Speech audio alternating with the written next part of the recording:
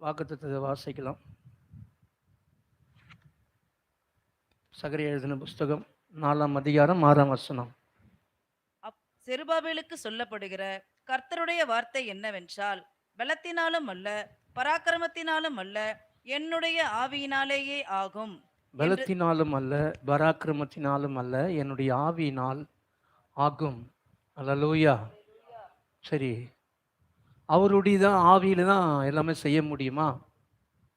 அவர் செஞ்சதான் வாய்க்குமா அப்படின்னு பார்த்தீங்கன்னா, ஆமாம், அவர் செஞ்சதான் வாய்க்கும்.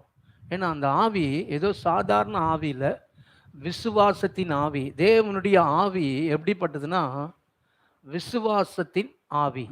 பக்கத்தில் பார்த்து சொல்லுங்க, தேவனுடைய ஆவி விசுவாசத்தின் ஆவி. அல்லேலூயா. சரி, இந்த விசுவாசத்தின் ஆவி என்னுடைய ஆவியும் விசுவாசத்தின் ஆவியாய் மாறணும். அதனால தான் ஆண்டவர் என்ன பண்றாருன்னா, பவுல் சொல்றாரு 2 கொரிந்தியர் 4ஆம் அதிகாரம் 5ஆம் வசனம். அப்படியே வாசிங்க, 6லேருந்தே வாசிங்க. இருளில் இருந்து வெளிச்சத்தை பிரகாசிக்க சொன்ன தேவன் இயேசு கிறிஸ்துவின் முகத்தில் உள்ள தமது மகிமையின் அறிவாகிய ஒளியை தோன்ற பண்ணும் பொருட்டாக எங்கள் இருதயங்களிலே பிரகாசித்தார். இந்த மகத்துவமுள்ள வல்லமை எங்களால் உண்டாயிராமல் தேவனால் உண்டாயிருக்கிறதென்று விளங்கும்படி இந்த பொக்கிஷத்தை மண்பாண்டங்களில் பெற்றிருக்கிறோம். இந்த பொக்கிஷத்தை மண்பாண்டங்களுக்குள் பெற்றிருக்கிறோம். எந்த பொக்கிஷத்தைனா, அவருடைய ஆவி, அவருடைய அபிஷேகம், அவருடைய சக்தி, அவருடைய ஆற்றல். இது நான் பைபிள் சொல்றது, நீ நினைப்பதற்கும் வேண்டிக் கொள்வதற்கும் மிகவும் அதிகமாய் உனக்குள்ளே கிரியை செய்கிற வல்லமை. அந்த வல்லமை, அந்த தேவனுடைய ஆற்றல், தேவனுடைய எப்படி சொல்கிறேன்னா, அந்த நம்ம போன வாரம் பார்த்தோம்ல, நீ மலைகளை நொறுக்கி குன்றுகளை பதருக்கு ஒப்பிடுவாய், நான் உன்னை புதிதும் கூர்மையான பற்களுள்ள எந்திரமாய் மாற்றுவேன். அப்போது தேவனுடைய ஆவியானவர் என்ன பண்ணுறாருன்னா, ஒரு மனுஷனுடைய ஆவியை இப்படி தான் மாற்றுறார். ஆனால் அவர் என்ன பண்ணுறாருன்னா, அவரே வந்து உள்ளே வந்து உட்காந்து என்ன பண்ணுறாருன்னா, நம்முடைய ஆவிய மனுஷனை இப்படி தான் மாற்றுறாரு. அல்லேலூயா. இந்த ஆவி தேவன் ஒரு தேவன் வந்து ஒரு மனுஷனோடு நடக்கிறார். தேவனும் அந்த மனுஷனோடு நடக்கும்போது அந்த மனுஷனுடைய ஆவியும் தேவனுடைய ஆவியும் ஒரே மாதிரி மாறுது. அல்லேலூயா, அல்லேலூயா. சாதாரண மனுஷன் தேவ மனுஷனா எப்படி மாறுறான்? சாதாரண மனுஷன் தேவ மனுஷன் அப்படின்னு சொல்லிட்டு எப்போ சொல்றாங்க? ஏதோ வீட்டில் இருக்கிறாங்க, ஏதோ பேசினே இருக்கிறாங்க, அவங்க ஏதோ சொல்கிறாங்க. சொல்லும் போது அவங்க சொல்ல வார்த்தை அப்படி நடந்துச்சுன்னா என்ன சொல்லுவோம்? தேவ மனுஷன், அந்த மனுஷன். அப்போது தேவனுடைய ஆவி சாதாரண மனுஷனுக்குள்ள அப்படியே கொஞ்சம் கொஞ்சமாக உருவாகி என்ன பண்ணுதுன்னா, அது கொஞ்சம் வளர ஆரம்பிக்கும் போது அது பேச ஆரம்பிக்கும் போது அந்த வார்த்தை பெரிய மாற்றங்களை கொண்டு வருது. அதனால தான் பவுல் சொல்றாரு, கிறிஸ்து உங்களுக்குள் உருவாகும் வரை. அல்லேலூயா. அப்ப கிறிஸ்து என்ன பண்றாருன்னா, உங்களுக்குள்ள உருவாகி கொண்டிருக்கிறார். ஆமென், அல்லேலூயா. அப்போ இங்க பைபிள் என்ன சொல்ல வருதுன்னா, அவருடைய ஆவி எப்படிப்பட்ட ஆவின்னா விசுவாசத்தின் ஆவி. இங்க பைபிள் சொல்லுது, நாங்க என்ன பண்றோம்னா, அந்த ஆவி இந்த மண்பாண்டங்களுக்குள்ள அவர் என்ன பண்ணிருக்கிறாரு, வச்சிருக்கிறார், இந்த மகத்தான வல்லமை. அல்லேலூயா. இந்த வல்லமை பெற்ற நாங்க சொல்றாரு, 7லிருந்து வாசிங்க. இந்த மகத்துவமுள்ள வல்லமை எங்களால் உண்டாயிராமல் தேவனால் உண்டாயிருக்கிறது என்று விளங்கும்படி இந்த பொக்கிஷத்தை மண்பாண்டங்களில் பெற்றிருக்கிறோம். இந்த மண்பாண்டங்களில் இப்படிப்பட்ட பொக்கிஷத்தை பெற்றிருக்கிறோம். அல்லேலூயா. சரி, அப்படியே மனசுல அதை வச்சுங்க. சரி, போன வாரம் என்ன பார்த்தோம்?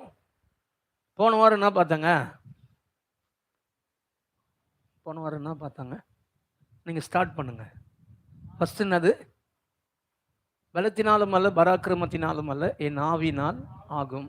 என்னது பார்த்தோம்? அதுக்கு ஃபர்ஸ்ட் என்னதுங்க? என்னுடைய பலன் இல்லை, அவருடைய பலன் இல்லைங்களா? இப்போ அவருடைய பலன் எனக்குள்ள வரணும். நான் என்ன பண்ணும்? ஃபர்ஸ்ட் நான் வந்து என்ன பண்ணேன்னா, பைபிள் சொல்லுது, கீழே இருக்கிற வசந்த வாட்சம் 7 பெரிய பர்வதமே நீ எம்மாத்திரம் செருபாபேலுக்கு முன்பாக நீ சமபூமி ஆவாய்.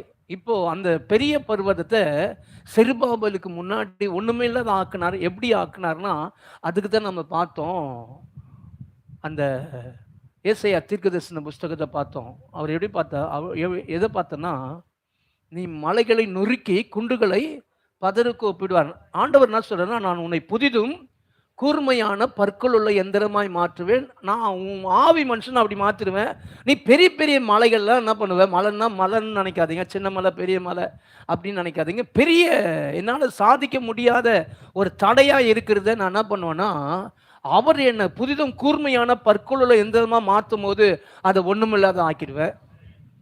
அப்போ அதுக்கு நான் என்ன பண்ணுறேன்னா, பைபிள் சொல்லுது நம்ம என்ன பண்ணோம், காத்திருக்கணும்னு பைபிள் சொல்லு. நீங்கள் காத்திருந்து புது பலன் அடைந்து கழுகுகளை போல சட்டைகளை விரித்து உயரே எழும்புவீர்கள். நீங்கள் ஓடினாலும் இளைப்படையார்கள், நடந்தாலும் சோர்வடைய மாட்டோம். அப்போ இந்த ஆவி மனுஷன் என்ன பண்ணனா, புதிதும் கூர்மையான பற்களுள்ள எந்திரமா மாத்தினா இந்த மனுஷன் என்ன பண்ணும், தேவ சமூகத்தில் போயிட்டு உட்காரணும். தேவ சமூகத்தில் உட்காரும் போது இன்னொரு காரியம் நடக்குது. அந்த மனுஷனுக்கு முன்னாடி அற்பமா இருக்குது, நடக்க முடியாத ஒரு சூழ்நிலையா இருக்குது. ஆனா அந்த மனுஷன் தேவ மனுஷனா மாறும் போது, தேவ பிரசனத்துல உட்காரும் போது, அவனுடைய ஆவியை எழுப்புறது மட்டும் இல்லை, அவனை விசுவாசத்தின் ஆவியுடையவனா மாத்திடுறாரு. அதனாலதான் செருபாபேலு பக்கத்து சொல்றாரு, இந்த அற்பமான ஆரம்பத்தின் நாளை எவன் அசட்டை பண்ணக்கூடும், பூமி எங்கும் சுற்றி பார்க்கும் தேவ கண்கள் செருபாபேலுடைய கருத்தில் இருக்குது, தூக்கு நூலை பார்க்கிறது. அப்போ தூக்கு நூல்னா அது விசுவாசம். அப்போ அந்த மனுஷன் என்ன பண்றாருன்னா, அவரை போலே மாத்துறாரு, விசுவாசத்தின் ஆவி உடையவனாவை மாத்துறாரு. அல்லேலூயா. அந்த விசுவாச ஆவி உடையவன் தான் சொல்றான், இந்த மகத்தான வல்லமை இந்த மண்பாண்டங்களுக்குள்ள வச்சிருக்கிறாரு. இந்த விசுவாச உடையவன் என்ன சொல்றானா, என்ன சொல்ல வரான், அதுக்கப்புறம் பாத்தீங்கன்னா 8 வாசிங்க, அந்த 2 கொரிந்தியர். நாங்கள் எப்பக்கத்திலும் நெருக்கப்பட்டும் ஒடுங்கி போகிறது இல்லை. பாருங்க, விசுவாசத்தின் ஆவி பேசுற ஒரு மனுஷன் எப்படி பேசுவானா, அவன் சொல்லுவான், நான் எப்பக்கத்தில் நெருக்கப்பட்டாலும் ஒடுங்கி போக மாட்டேன், கலக்கம் அடைந்தும் மனம் முறிவு அடைகிறதில்லை, துன்பப்படுத்தப்பட்டும் கைவிடப்படுகிறதில்லை, கீழே தள்ளப்பட்டும் மடிந்து போகிறது இல்லை. பாருங்க, இப்போ இவன் பேசுனது எல்லாமே அவிவிசுவாசமா, விசுவாச வார்த்தைகளை பேசலாம், அப்படித்தானே? எது பேச வச்சதுன்னா, பைபிள் எப்படி சொல்லுதுன்னா, அவருடைய ஆவியை போலே மாத்திட்டாரு. இப்போ 13 சொல்லுது, விசுவாசித்தின் ஆகையால் பேசினேன் என்று எழுதியிருக்கிறபடி நாங்கள் அந்த ஆவி உடையவர்களாய், விசுவாசத்தின் ஆவி உடையவர்களாய் இருந்து விசுவாசிக்கிறபடியால். இப்ப மேட்ரு என்னன்னா, நம்ம ஆவி எப்படி மாறினா, விசுவாசத்தின் ஆவி, தேவனுடைய ஆவி எப்படி இருக்குன்னா விசுவாசத்தின் ஆவியா இருக்குது. ஆமீன், அல்லேலூயா. இப்போ பேசுறாங்க, பேசும்போது பார்த்தீங்கன்னா ஒரு சில நேரத்தில் என்ன பண்றோன்னா, பேச முடியல. பாருங்க, பேச முடியல. ஒரு டைம்ல நல்ல உற்சாகத்தில் என்ன பண்றோம், பேசிடும். ஒரு டைம்ல என்ன பண்றோம்னா பேச முடியல. பாருங்க, அப்போ பழைய ஏற்பாடு என்ன பண்ணுதுன்னா, பழைய ஏற்பாட்டில் பார்த்தீங்கன்னா ஆண்டவர் என்ன பண்றாருன்னா, ஒருத்தன் ராஜா அதிகாரம் உடையவனா செருபாபேல் செயல்படுறாரு, இன்னொரு ஜோஷுவா ஆசாரியனா செயல்படுறாரு, இன்னொன்று பார்த்தீங்கன்னா ஆகாய் என்ன பண்றாருன்னா தீர்க்கதரிசியா செயல்படுறாரு. அல்லேலூயா. சரி, இன்னைக்கு நம்ம பார்க்க போறது என்னன்னா, நான் விசுவாசத்தின் ஆவியை உடையவனா மாறணும். இந்த ஆவி உடையவனா மாறதுக்கு இந்த 3 தேவைப்படுது. ஒன்றுனது ராஜாவின் அபிஷேகம், ஒன்று ஆசாரியின் அபிஷேகம், இன்னொன்று தீர்க்கதரிசியின் அபிஷேகம். ஒரு காரியங்களை சாதிக்கிறதுக்கு, என் வாழ்க்கையில் ஒரு காரியத்தை நான் கட்டி எழுப்பணும்னு நினைக்கிறேங்க, ஒரு காரியத்தை என் குடும்பத்தில் ஒரு ஒரு அற்புதம் நடக்கணும், ஒரு காரியத்தில் நான் கால் அடிக்கிறேன், அது ஜெயமாக மாறணும் அப்படின்னு நினச்சிங்கன்னா, இந்த 3 விதமான அபிஷேகம் தேவைப்படுது. ஒன்று ராஜா, இன்னொன்று ஆசாரியன், இன்னொன்று தீர்க்கதரிசி. சரி, இப்போ இந்த ராஜா யாருன்னா, கோரேஸ் கட்டந்து எல்லாத்தையும் வாங்கி வந்தார். பாருங்க, அதிகாரத்தோட வந்தார். யாரு? செருபாபேல். கூட யாரு வந்தா? ஜோஷுவா வந்தார். பாருங்க, ஜோஷுவாவும் செருபாபேலும் என்ன பண்ணாங்கன்னா வேலையை ஸ்டார்ட் பண்றாங்க. ஸ்டார்ட் பண்ணும் போது எஸ்ராவில் பார்த்தீங்கன்னா, எஸ்ரா யாரெல்லாம் படிச்சிங்க? எஸ்ரா படிச்சிங்களா? ஆகாய் படிச்சிங்களா? சகரியா படிச்சிங்களா? படிச்சிங்களா? பக்கத்தில் பார்த்து சொல்லுங்க, படிக்கலைண்ணா நீ பரலோகத்துக்கு போயிடுவ. அதில் எந்த ஒரு மாற்று கருத்தும் கிடையாது. ஆனால் இந்த உலகத்தில் எதுனா ஒரு ஆசீர்வாதத்தை சுதந்திரிக்கணும்னா, என்ன பார்க்காதீங்க, பக்கத்தில் சொல்லுங்கள். நீங்கள் அவங்கள பார்த்து சொல்லுங்கள், அவங்க உங்களும் பார்த்து சொல்லுங்கள். ஏன்னா யாரும் 2 பேர் தான் கை தூக்குனீங்க படிச்சேன்னு, மற்றவங்களாம் படிக்கல. அப்போது இந்த உலகத்தில் எதுனா ஆசீர்வாதத்தை நீங்கள் ஆசைப்பட்டீங்கன்னா பைபிள் படிங்க. பைபிள் படித்தா தான் நீங்கள் ஆசீர்வாதத்தை சுதந்திரிக்க முடியும். ஆமென், அல்லேலூயா. சொல்லிட்டீங்களா? சொல்லிட்டீங்களா? சொல்லிட்டீங்களா? அவங்க முகத்தை பார்த்து சொல்லுங்கள், பைபிள் படிக்கலனா எதுவுமே ஆசைப்படாத, வராது. ஆமென். பைபிள் படிக்கலைன்னா கிறிஸ்தவம் மேலே வரவே மாட்டாங்க. கோல்மால் பண்ணி வருவாங்க, ஆனால் நிரந்தரமாக இருக்கும், நிரந்தரமான ஆசீர்வாதம் கிடையாங்க. ஆனால் மேலே வரவே மாட்டாங்க. வசனம் சொல்லிட்டு இந்த வசனத்தை கேட்டு அதன்படி செய்கிறவன் தான் என்ன பண்ணுவான்? ஆசீர்வதிக்கப்படுவான். ஆமென்.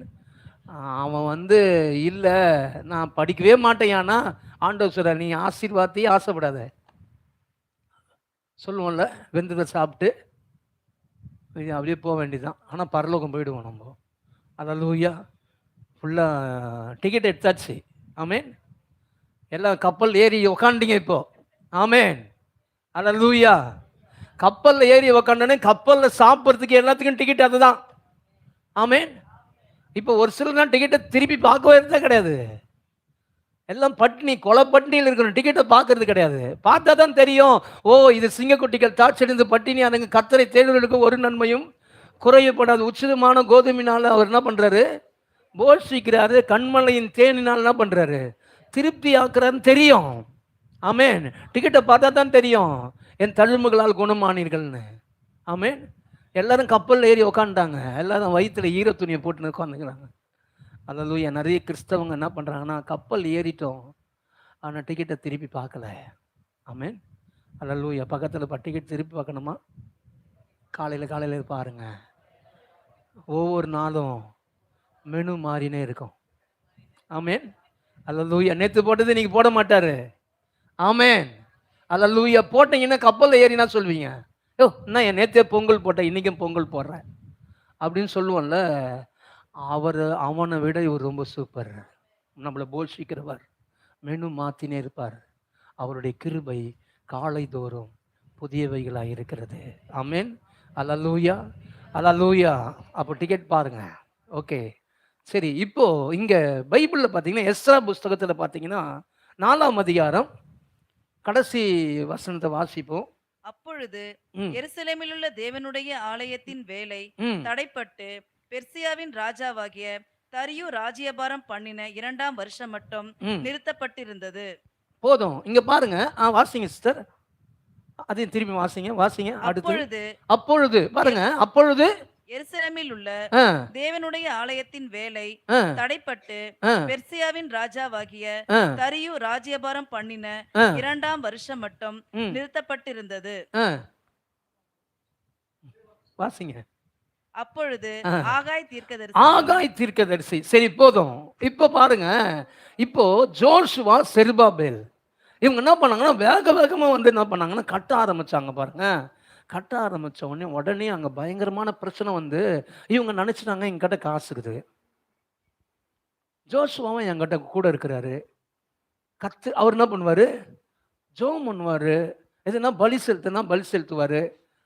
அதனால கட்டுறதுக்கு காசு இருக்குதுன்னு சொல்லிட்டு செருபாபேல் நினச்சிட்டாரு. பாருங்க, நினச்ச உடனே பிரச்சனை வந்தது. பாருங்க, பிரச்சனை வந்த உடனே 2 வருஷம் வேலை என்ன பண்ணிட்டாங்க? நிறுத்திட்டாங்க. 2 வருஷம் வேலையை நிறுத்திட்டாங்க. நிறுத்தின உடனே என்ன ஆச்சுன்னா, ஆண்டவர் என்ன பண்ணுறாருன்னா, பாருங்க, ஆண்டவர் ரொம்ப நல்லவர். நம்ம இப்படி இருக்கிறது தேவ சித்தமே கிடையாது. போட்டு உருட்டினே இருப்பார். பாருங்க, நம்ம மேலே வரணும்னு சொல்லிட்டு எதுனா ஒன்று உள்ளே போட்டு எதுனா ஒன்று பண்ணுவார். பக்கத்து வீட்டுக்காரனை எழுப்பி விட்டுருவார். நம்ம அப்படியே சாப்பிட்டு ஜம்முன்னு இருவோம். பாருங்க, டிவி பார்த்துன்னு திடீர்னு பார்த்துன்னா எதுனா ஒரு பிரச்சனை வந்துடும். அப்புறம் அம்மான்னு சொல்லிட்டு உட்காந்து என்ன பண்ணுவோம்? பாஸ்டிங் போடுவோம். நம்ம பாட்டுக்கு ஜாலியாக இருப்போம். நம்ம அப்படியே சைலண்டாக இருப்போம். போகிறதுனா வேலைக்கு போகிறதுனா வரதுன்னா அப்படி இருப்போம் பாருங்க. நம்ம அப்படியே அப்படியே செட்டில் ஆகுன மாதிரி இருப்போம். திடீர்னு பார்த்தீங்கன்னா எதுனா ஒரு பிரச்சனையை கிளப்பி விட்டுருவாரு. ஏன்னா நம்ம நல்லா எதுனா ஒன்று பண்ணி மேலே வரணும்னு நினைக்கிறாரு. ஆமென். எதுனா ஒன்று வந்து பிரச்சனை ஆகி அதுக்கப்புறம் பாஸ்டர் ரொம்ப நாள் ஆச்சு ஜெபம் பண்ணி வச்சு ரொம்ப நாள் ஆச்சு, எங்கள் வீட்டில் ஒரு ப்ரேயர் பண்ணுங்க பாஸ்டர். அப்புறம் அவங்க நம்ம சர்ச்சைக்கே வர மாட்டாங்க, திரும்பி கூட பார்க்க மாட்டாங்க. திடீர்னு பார்த்தீங்கன்னா சர்ச்சைக்கு கரெக்டாக வந்துடுவாங்க. ஏன்னா அப்போ தான் தெரியும் பக்கத்து வீட்டுக்கார சூரியன் வச்சுட்டான், அதனால ப்ராப்ளம் வந்துச்சு, தொடர்ந்து வராங்க. பாருங்க, எதுனா ஒன்று நடந்து எதுனா நம்மளை மேலே வரணும்னு நினைக்க வைப்பாரு. அல்லேலூயா. எங்க தடைப்பட்டது பாருங்க. திடீர்னு பார்த்தீங்கன்னா ஆண்டவர் என்ன பண்ணார்னா ஆகாய் என்ற ஒரு தீர்க்கதரிசி அனுப்புறாரு.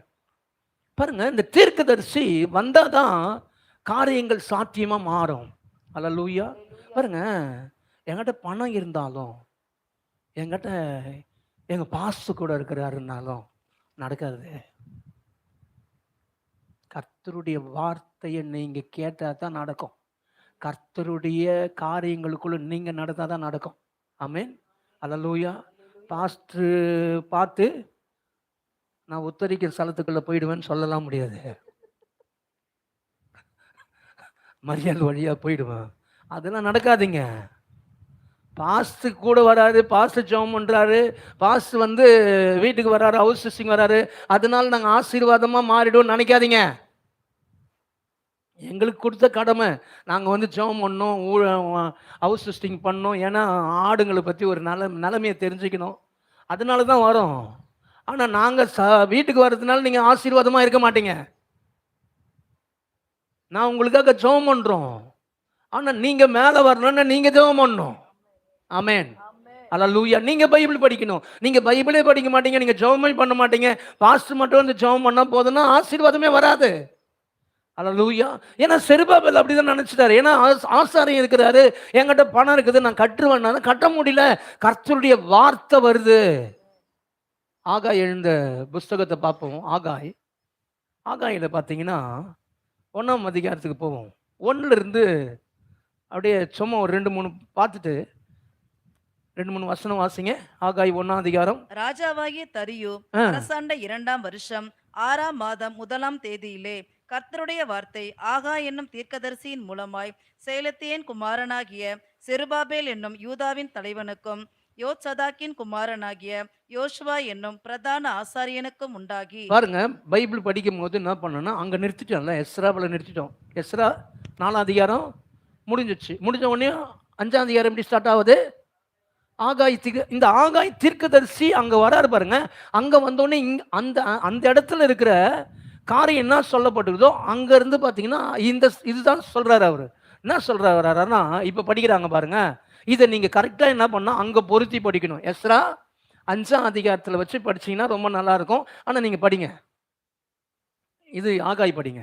ராஜாவாகிய தரியு அரசாண்ட 2ஆம் வருஷம் 6ஆம் மாதம் 1ஆம் தேதியிலே கர்த்தருடைய வார்த்தை ஆகாய் என்னும் தீர்க்கதரிசியின் மூலமாய் சேலத்தியன் குமாரனாகிய செருபாபேல் என்னும் யூதாவின் தலைவனுக்கும் யோசதாக்கின் குமாரனாகிய யோசுவா என்னும் பிரதான ஆசாரியனுக்கும் உண்டாகி. இப்ப பாருங்க, இப்ப வேலை தடைப்பட்டுச்சு, நின்னுச்சு.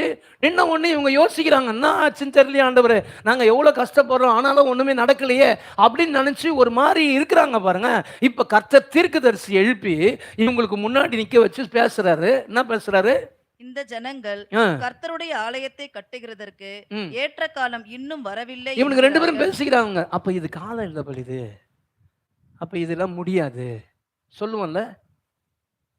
இப்போ இது நடக்காது, இதுக்கு இன்னொரு ஒரு டைம் நடக்கும்னு நினைக்கிறேன் பாஸ்டர், இந்த காலம் இல்லை, இந்த டைம் இல்லை அப்படின்னு நம்ம சொல்லுவோம் பாருங்க. ஒரு காரியம் கைகூடி வரலன்னு பண்றோம்.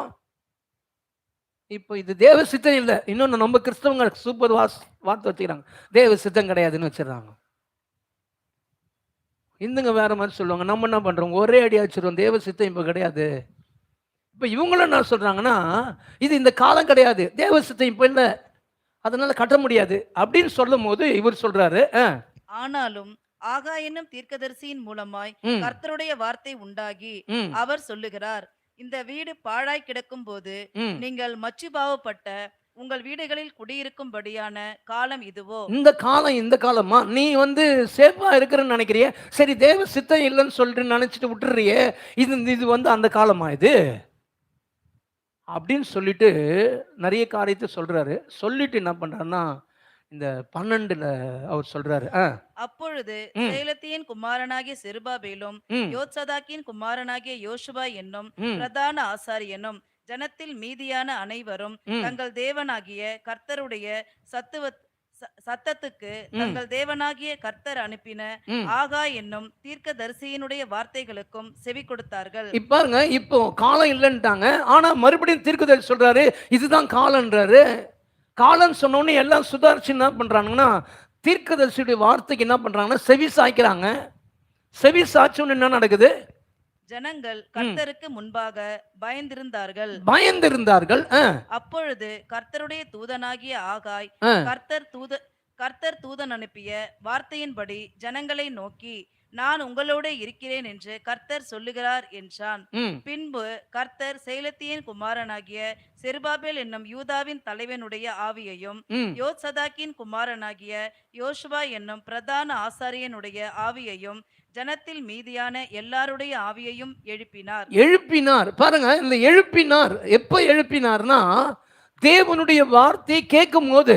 பாருங்க, என் வாழ்க்கையில இது என்னால சாதிக்க முடியலங்க, இதுக்கு என்னால் முடியலங்க, என்னால் இது செய்யணும்னா ரொம்ப கஷ்டமாக இருக்குது, முடியல, எனக்கு பணம் இருக்கலாம் ஆனால் கைக்கூடி வரலைங்க, ஒருவேளை பணம் இல்லைன்னா எனக்கு பணம் இல்லைங்க அதனால கைக்கூடி வரலைங்க, ஆனால் வார்த்தை இருக்குது. ஃபஸ்ட்டு நமக்கு தேவையானது என்ன தெரியுமா? கர்த்தருடைய வார்த்தை. அந்த வார்த்தை மட்டும் வந்துச்சுன்னா இப்போ பணம் தேவை, அப்புறம் பாஸ்டும் தேவை, அதுக்கப்புறம் கர்த்தருடைய வார்த்தை சொல்கிற தீர்க்கதரிசியும் தேவை. அல்லேலூயா. பலி செலுத்தணும் தேவை, தீர்க்கதரிசி சொல்றவனும் தேவை, அதிகாரமும் தேவைப்படுது, பணமும் தேவைப்படுது, இது எல்லாம் தேவைப்படுது. இது ஒரு வேலை ஒன்று இருக்காது, ஒன்று இருக்கும். இது எல்லாமே எப்போ சரியாகும்னா கர்த்தருடைய வசனத்தை நம்ம கேட்கும் போது, நம்ம செவி சாய்க்கும் போது.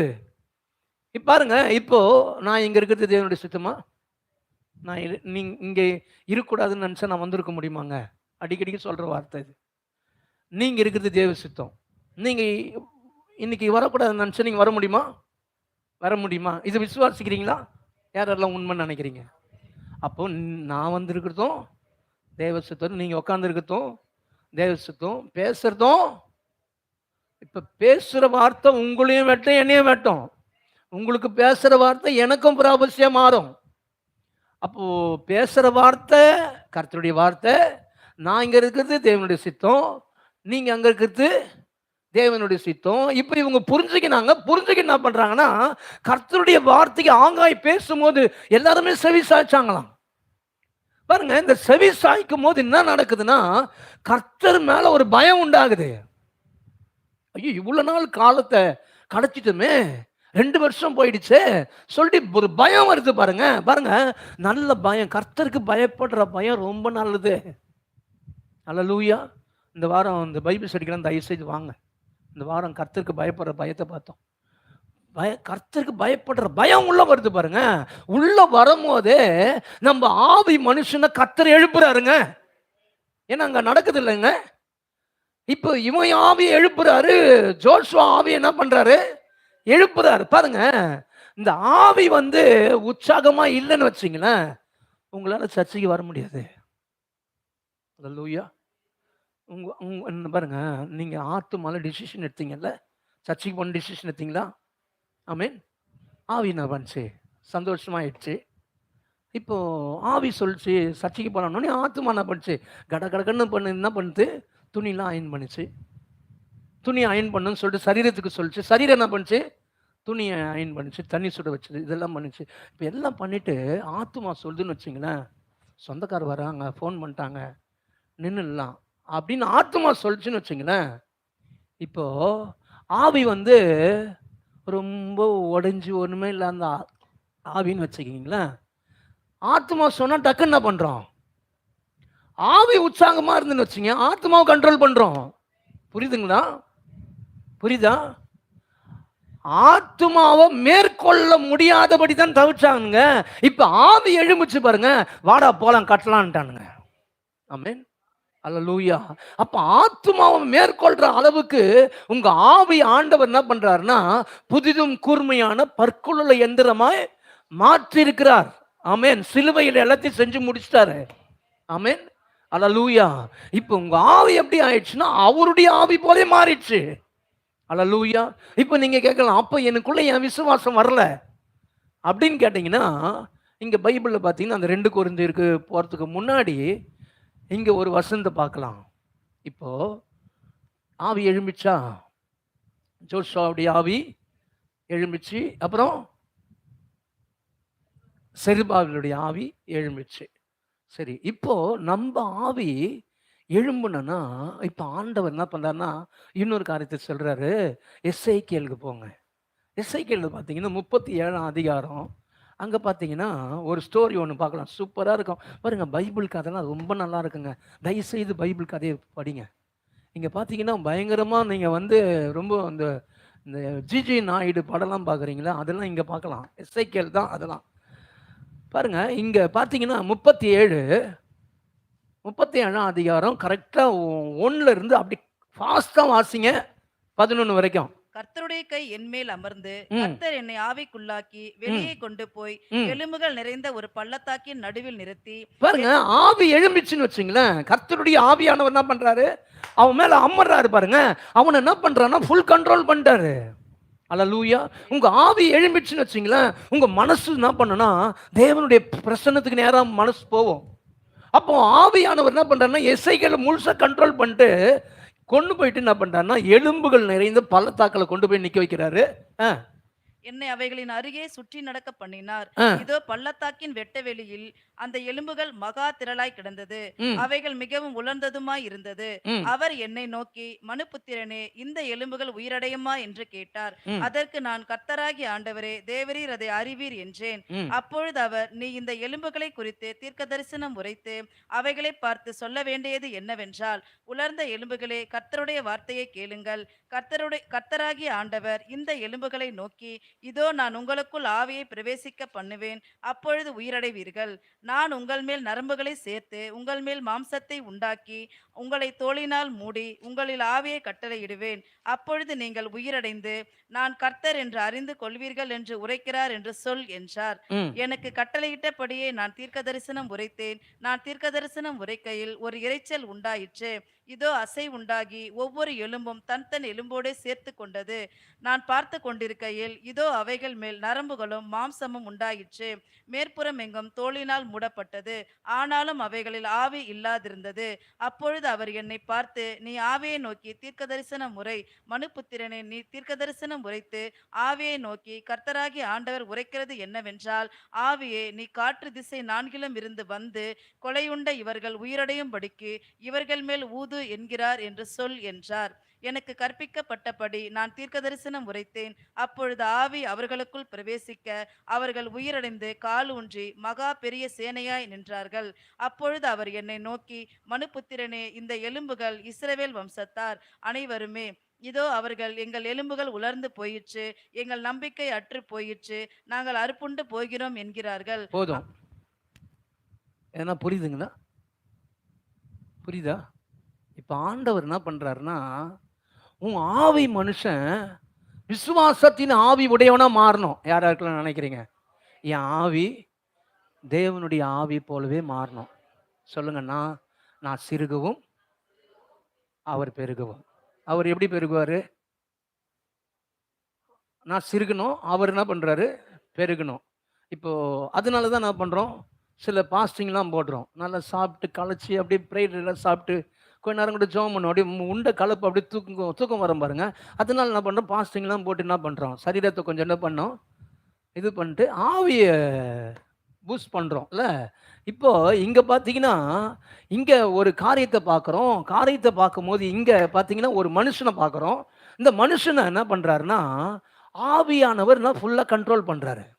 கண்ட்ரோல் பண்ணிட்டு அந்த அந்த மனுஷனை எங்கே கொண்டு போகிறாருன்னா, எலும்புகள் நிறைந்த பள்ளத்தாக்களை கொண்டு போயிட்டாரு. இப்போ எலும்புகள் நிறைந்த பள்ளத்தாக்கெல்லாம் எப்படி இருக்குது?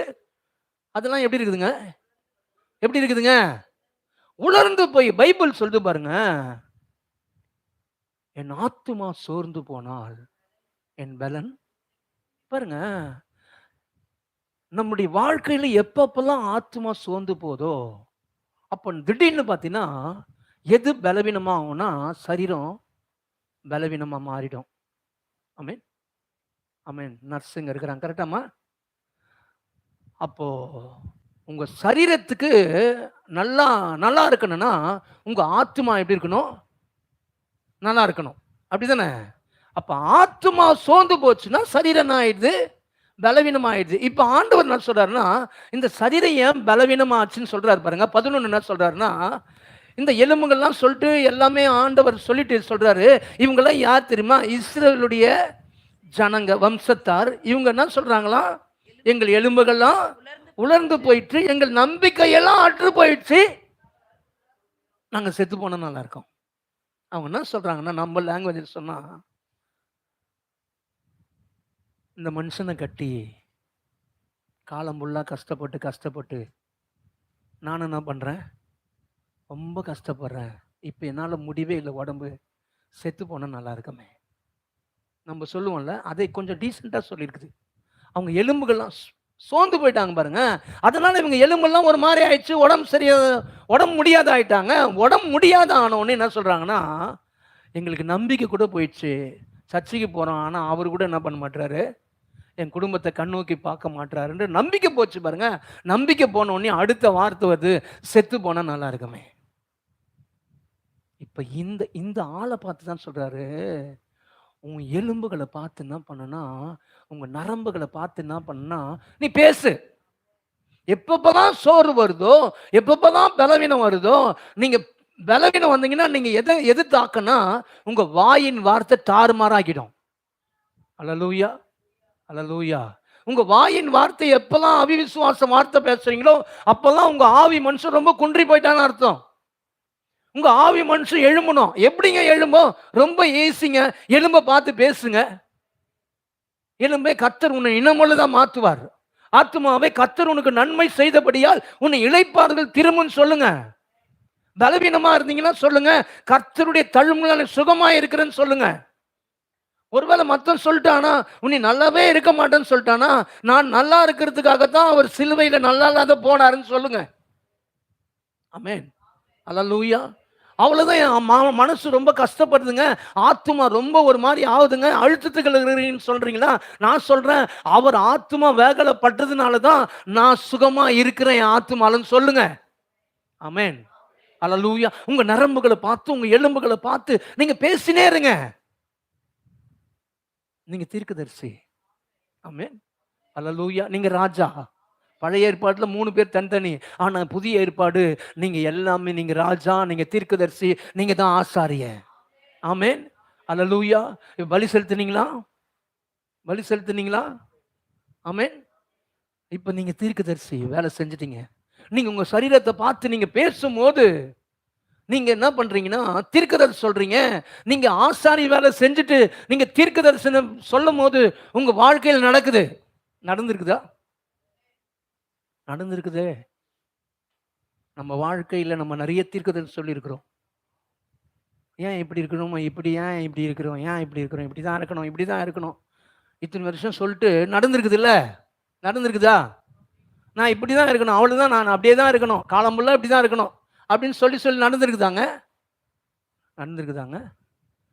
நடந்திருக்குதா? சொல்லுங்க, நீ தீர்க்கதரிசி. ஆமென், நடந்திருக்குதே. அல்லேலூயா. அப்ப அப்படியே மாத்துங்க, மாத்தி சொல்லுங்க. நான் நல்லா இருப்பேன்னு சொல்லுங்க. நான் வீடு வாசலோடு இருப்பேன்னு சொல்லுங்க. நான் குறுகி போக மாட்டேன்னு சொல்லுங்க. நான் குன்றி போக மாட்டேன்னு சொல்லுங்க. நான் அநேக சாதிகளுக்கு இறங்கி கடன் கொடுப்பேன்னு சொல்லுங்க. கடன் வாங்காது இருப்பேன்னு சொல்லுங்க. அல்லேலூயா. நீங்க சொல்லும் போதே என்ன ஆகுதுன்னா, எல்லா நரம்புகளுக்குள்ள எல்லாம் என்ன ஆகுது? கனெக்ட் ஆகுது. எல்லாம் ஒன்னா என்னாச்சு? எல்லாம் ஒண்ணு சேருது. உலர்ந்து போன எலும்பு தாங்க, ஒண்ணுமே இல்லாத எலும்பு தாங்க. இவங்க சொல்றாங்க, எங்க எலும்புலாம் உலர்ந்து போயிடுச்சு, எங்கள் நம்பிக்கை போயிடுச்சு. ஆண்டவர் சொல்றாரு, தீர்க்கதரிசியை பார்த்து சொல்றாரு, நீ பேசுன்றாரு. அல்லேலூயா. அல்லேலூயா. நிறைய எலும்புகள் உலர்ந்து தான் போயிருக்குது. ஆனா பேசும்போது அவங்க சொல்றாங்க, பாஸ்டர் நான் ஒரு மாதிரி வந்தேன் பாஸ்டர், நீங்க கொடுத்த வார்த்தை ரொம்ப நல்லா இருக்குது, நான் இப்ப சந்தோஷத்தோட போறேன். ஏன்? பேசுறது தான் எங்களுடைய வேலை, ஆனா சேர்க்கறது அவருடைய வேலை. ஆமென். அல்லேலூயா. அவர் சொல்றாரு, நீ ஆவியை பார்த்து பேசு.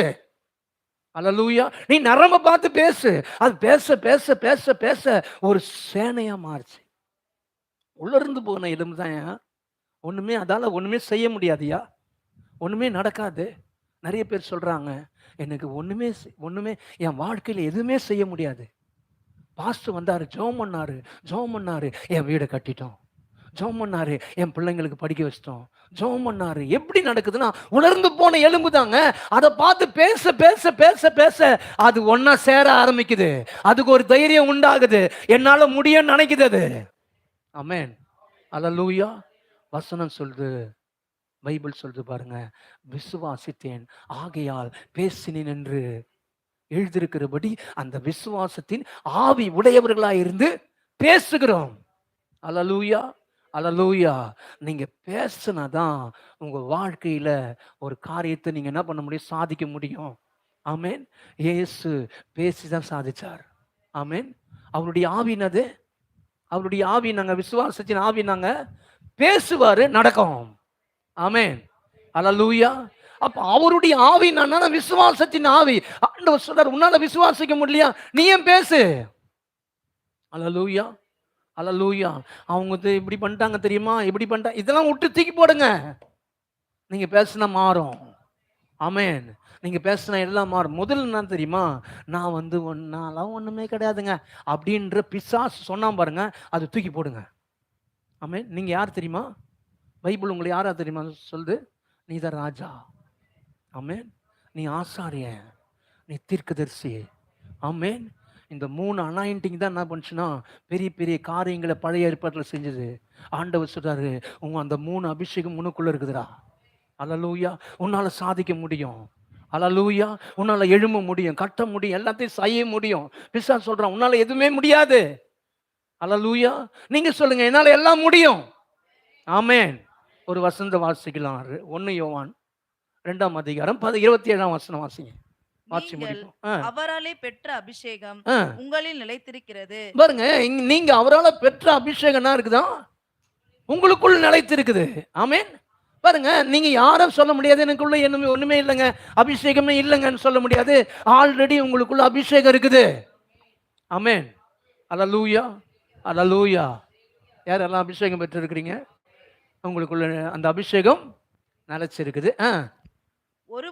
ஒருவரும் உங்களுக்கு போதிக்க வேண்டுவது இல்லை. உங்களுக்கு யாரும் போதிக்க வேண்டியது இல்லைங்க. அந்த அபிஷேகம் சகலத்தையும் குறித்து உங்களுக்கு போதிக்கிறது. பாருங்க, உங்க ஆவி மட்டும் நல்லா சூப்பரா அவர் விசுவாசத்தின் ஆவியை மாறிச்சுன்னா உள்ள இருந்த லைட் அடிக்குங்க. உங்களுக்கு யாரும் சொல்ல வேணாங்க. நிறைய பேர் என்கிட்ட கேட்பாங்க, பாஸ்டர் எங்களுக்கு ஒன்று பண்ணோம் பாஸ்டர், ஜெபம் பண்ணி சொல்லுங்க. நான் சொல்றேன், நான் ஜெபம் பண்ணிட்டீங்கன்னா பிட் அடிச்சு பாஸ் ஆகணும்னு நினைக்கிறீங்களா நீங்க? அப்போ நீங்க ஸ்ட்ரைட்டா எழுதுன்னு நினைக்கிறியா? நீங்க எழுதுங்க அப்படின்னு சொன்னா அவங்கள இல்லை பாஸ்டர் நீங்க ஜெபம் பண்ணி சொல்லுங்க. நான் சொல்றேன், இப்படிலாம் ஆண்டவர் சொல்ல மாட்டாரு. அவர் உங்களுக்கு சொல்லிட்டு எங்க கிட்ட சொல்லுவார், கன்ஃபார்ம் பண்றது தான் சொல்லுவார். ஆமென். அப்போ நீங்க என்ன பண்ணுன்னா, நீங்க போயிட்டு கேட்கணும், ஆண்டவரே எனக்குள்ள அபிஷேகம் இருக்குதுல்ல, இந்த அபிஷேகம் எனக்கு போதிக்கல, அப்படிதானங்க? ஆமென். பாருங்க, தாவீதுக்குள்ள அபிஷேகம் நிறைஞ்சிருந்துங்க. இந்த அபிஷேகம் தான் சொல்லுது, அவன் பெரிய கோலியாத்தா இருக்கலாம், ஆனா அவன் தலையை நீ வெட்டி போட்டுருவ. அபிஷேகம் சொல்லுது. அவன் சொல்றான், நீனா நான் செத்த நாயான்றான். அபிஷேகம் அவனுக்கு உணர்த்தினே இருக்குதுங்க. அவன் சொன்ன மாதிரி ஆயிடுச்சுங்க. அல்லேலூயா. அல்லேலூயா. மேட்ரு என்னன்னா, அந்த அபிஷேகம் இருக்கிற அபிஷேகத்தை என்ன பண்ணோம், கொஞ்சம் கொஞ்சமா என்ன பண்ணோம், டெவலப் ஆக்கணும். ஆமென். அல்லேலூயா. இந்த கொஞ்சம் கொஞ்சமா டெவலப் ஆக்குறது தான் நான் தெரியுமா, பேசுறது. அல்லேலூயா. பேசினே இருங்க. சோறு வரும்போதெல்லாம் பேசுங்க. இல்லை நான் அப்படி இருக்க மாட்டேன், நான் கர்த்தர் என்னை ஆசீர்வதிப்பார். அதில் எப்போல்லாம் உங்களுக்கு சோறு வருது, அவ்வளோதான், நான் இப்படி தான் இருக்கணுமா, காலம் ஃபுல்லாக கடன் வாங்கணுமா, இல்லை கர்த்தர் கடன் கொடுக்க வைப்பாரு. அல்லேலூயா. பலவீனமா இருக்கணுமா? எப்ப பார்த்தாலும் என்னுடைய காசுலாம் டாக்டர் தான் போகணுமா? இல்ல, கர்த்தர் என்ன சுகதேய மாத்துவாரு. ஆமென். அல்லேலூயா. எப்ப பார்த்தாலும் நான் வாடகை தான் கட்டிட்டு இருக்கணுமா? இல்ல, கர்த்தர் என்ன சொந்த வீட்டுல குடியிருக்க வைப்பாரு. ஆமென். அல்லேலூயா. ஏன்னா இதெல்லாம் சோர்வுக்குள்ள நடத்துது இல்ல. பிள்ளைங்களை பார்த்து ஐயோ என் பிள்ளை ஒரு மாதிரி ஆயிடுவாளோ? இல்ல, நீதிமான் சந்ததி ஒரு நாளும் கைவிடப்படாது சொல்லுங்க. அல்லேலூயா. உங்க ஆத்மாவை பார்த்து பேசுங்க, உங்க சரீரத்தை பார்த்து பேசுங்க, உங்க எண்ணங்களை பார்த்து பார்த்து பேசினே இருங்க. அல்லேலூயா. பேச பேச பேச பேச ஒரு சேனையா நிற்கும். அல்லேலூயா. அவன் நோஞ்சா மாதிரி இருந்தவன் இப்போ இப்படி நான் பலசாலியா மாறுவான். ஆமென். அல்லேலூயா. அதனால தான் சொல்றேன், கர்த்தருடைய பிரசன்னத்தில் நீங்க வரும்போது கர்த்தருடைய பிரசன்னம் உங்களை பலவானா மாத்திரும். அல்லேலூயா. இதுதான் பைபிள் பவுல் சொல்றாரு, என்னை பலப்படுத்துற கிறிஸ்துவினாலே எல்லாவற்றையும் செய்ய எனக்கு பலன் உண்டு. அல்லேலூயா. அப்போ நீங்க என்ன பண்ணனா, உங்க ஆவி நோஞ்சாம் போல இருக்கக்கூடாது. உங்க ஆவி எப்படி இருக்கணும்? விசுவாசத்தின் ஆவி உடையவர்களா இருக்கணும். ஆமென். இந்த விசுவாசத்தின் ஆவி உடையவர்கள் தான் என்ன பண்ணுவாங்கன்னா, பெரிய மலைகள்லாம் நிர்மூலமாக்குவாங்க. அல்லேலூயா. அதுக்கப்புறம் பார்த்தீங்கன்னா ஆலயத்தை கட்டி முடிச்சிட்டாங்க. ஆலயத்தை கட்டி முடிக்கிறது மேட்ரு கிடையாது. ஆலயத்தை எவன் தடை பண்ணானோ அவனே சொல்றான், நான் உங்களுக்கு ஹெல்ப் பண்ணுமா அப்படின்றான். அல்லேலூயா. உங்களுக்கு யாரெல்லாம் ஒரு மாதிரி கொடைச்சல் குத்தாங்களோ அவனே வந்து கும்பிடு போட்டு வந்து, சார் நீங்க தான் சார்னுவான். அல்லேலூயா. அல்லேலூயா. அப்ப மேட்ரு என்னன்னா, உங்க ஆவி அவருடைய ஆவி போல மாறணும். ஆமென். அல்லேலூயா. விசுவாசத்தின் ஆவி உடையவர்களா இருந்து விசுவாசிக்கிறபடியால் பேசணும். ஆமென். அல்லேலூயா. நான் வாயே திறங்க மாட்டேங்க, நான் அப்படியே இருப்பேன்னா நீங்க ஆசீர்வாதத்துக்கு ஆசைப்படாதீங்க.